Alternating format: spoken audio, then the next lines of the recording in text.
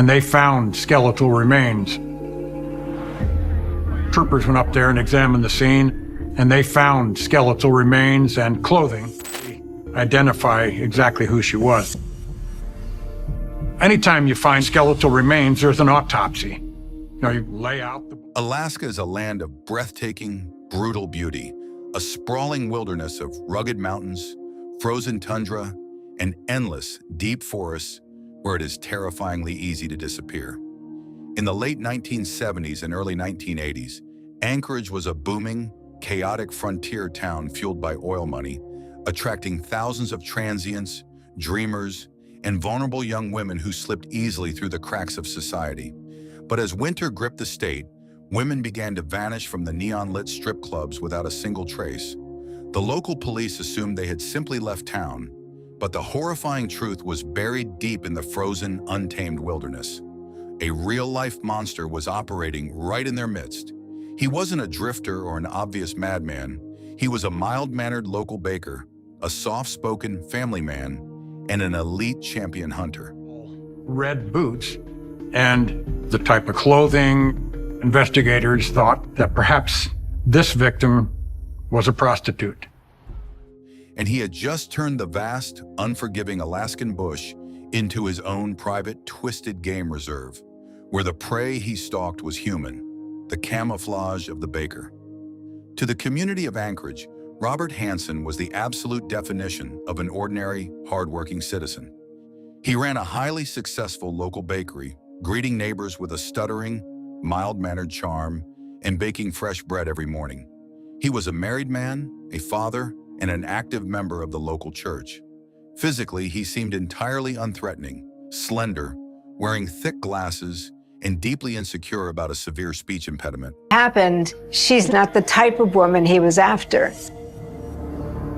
Bob was very excitable. If you're talking about something he really loves, like hunting. But this painfully mundane persona was the ultimate calculated camouflage. Beneath the flour-dusted apron and the stuttering smile lived a deeply resentful, highly dangerous predator. Hansen weaponized his absolute mediocrity, knowing that the police would never suspect a quiet, submissive local businessman of committing the unspeakable, violent horrors that were slowly terrorizing the frontier city. The champion marksman's true passion. Robert Hansen wasn't just a baker. He was an exceptionally skilled, award-winning archer and a master big game hunter. He held several world records for killing massive, dangerous Alaskan wildlife with a traditional bow and arrow, a feat that required absolute stealth, immense patience, and an intimate understanding of tracking. His home was proudly decorated with the stuffed heads of bears, moose, and Dall sheep. But as his psychological darkness deepened, animal trophies no longer provided the thrill his twisted ego demanded. Hansen began applying his elite, military-grade tracking skills to a far more dangerous game. He began viewing the vulnerable young street workers of Anchorage not as human beings, but as the ultimate prey, setting the stage for a horrific hunting ritual that would baffle law enforcement for years: the aviation of death. What made Hansen an incredibly elusive and terrifying predator was his private pilot's license and his small, unassuming Piper Super Cub airplane. In a massive state like Alaska, where vast regions are completely inaccessible by cars or roads, a private plane is the ultimate tool for absolute isolation. Hansen would abduct his victims at gunpoint from the dark city streets, bind them, and drive them straight to a secluded airstrip. From there, he would force them into his small plane and fly out into the dense, roadless wilderness of the Nick River Valley. Once airborne, these women were completely trapped, flying over miles of impenetrable forest, knowing that no one in the civilized world had any idea where they were going or that they had even vanished.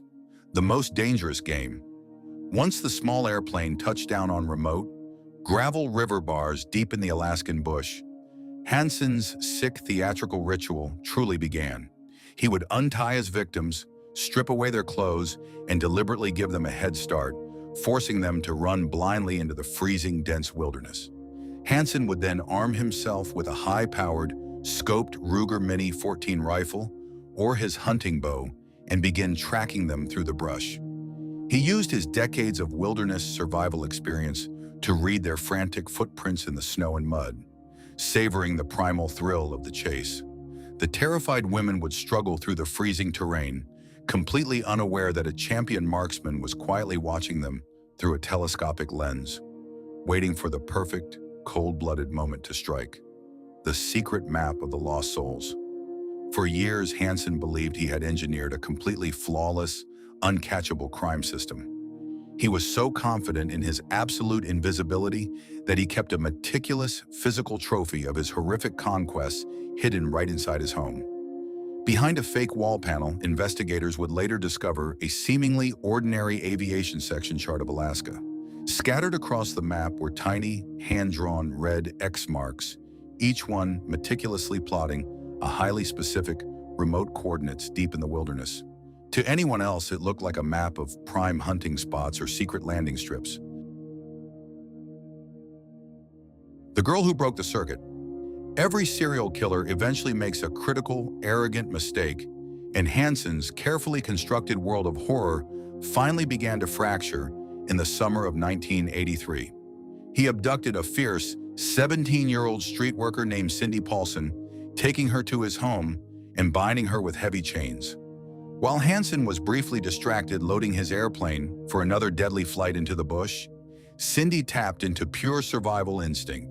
She managed to slip out of her restraints, sprinted barefoot onto the gravel road, and frantically flagged down a passing truck driver. She poured out a terrifying story of a stuttering baker who had threatened to kill her, providing the police with a highly detailed description of Hansen's face, his distinctive car, and his private airplane.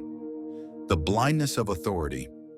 Even with Cindy Paulson's detailed, horrifying eyewitness testimony, the Anchorage Police Department hesitated to move against Hansen. When detectives confronted the local baker, Hansen maintained a perfectly calm, stuttering innocence. He provided a rock-solid, completely fabricated alibi backed up by his close friends, who swore he was somewhere else entirely. The police, biased against a young street worker and unable to comprehend that a prominent, church-going local businessman could be a serial predator, initially dismissed Cindy's claims and let Hansen walk out of the room completely free. It was a staggering, tragic failure of institutional justice that allowed the butcher baker to return to his shop and continue stalking the shadows for several more months. The profiler who saw the monster. The ice-cold case finally shifted into high gear when a brilliant FBI criminal profiler named John Douglas was brought in to analyze the mysterious disappearances. Douglas looked past Hansen's respectable public facade and immediately recognized the classic psychological architecture of a cowardly, deeply insecure sexual sadist. He told local investigators that the killer would be a stuttering, isolated hunter with low self-esteem who used a private plane to overcompensate for his deep physical inadequacies. This psychological blueprint pointed squarely and undeniably back at Robert Hansen. Armed with this devastating federal profile, the police finally secured a comprehensive search warrant for Hansen's home, bakery, and airplane, unleashing a forensic storm that would completely shatter his illusion of safety forever. The secrets of the attic. When state troopers executed the high-stakes raid on Hansen's quiet suburban home, the polite facade of the baker completely evaporated into thin air. Hidden deep within his dark attic and secret wall crawl spaces, search teams struck a goldmine of pure horror. They uncovered the stolen jewelry of the missing women, the heavy chains used to restrain them, and the high-powered Ruger rifle used to hunt them down in the woods. Most damning of all, they discovered the secret aviation map marked with the chilling red X coordinates. Faced with an absolute mountain of undeniable physical evidence, Hansen's calm demeanor completely collapsed, and he realized the vast frozen wilderness could no longer hide the monstrous truth of what he had done. The butcher baker's eternal sentence. In 1984, to avoid the absolute certainty of a high-profile death penalty trial, Robert Hansen struck a plea deal, officially confessing to the kidnapping, rape, and murder of 17 young women, though experts strongly suspect his true victim count is much higher. He was sentenced to a staggering 461 years plus life in prison without the slightest possibility of parole. ensuring he would never breathe free air again. Hansen spent the remainder of his miserable days locked far away from the wild Alaskan spaces he loved, eventually dying behind bars in 2014. He left behind a legacy of absolute terror, proving that sometimes the most dangerous monsters aren't hiding in folklore. They are baking your bread, smiling at your children, and waiting for the dark to fall. The ghosts of the Guinea River Valley finally got their justice, but the dark woods of Alaska will forever hold the echo of his terrifying hunt. If this eerie, mysterious deep dive into the absolute darkness of the Alaskan bush kept you completely frozen until the very end, make sure to slam that subscribe button, smash the like icon, and drop a comment below with your thoughts.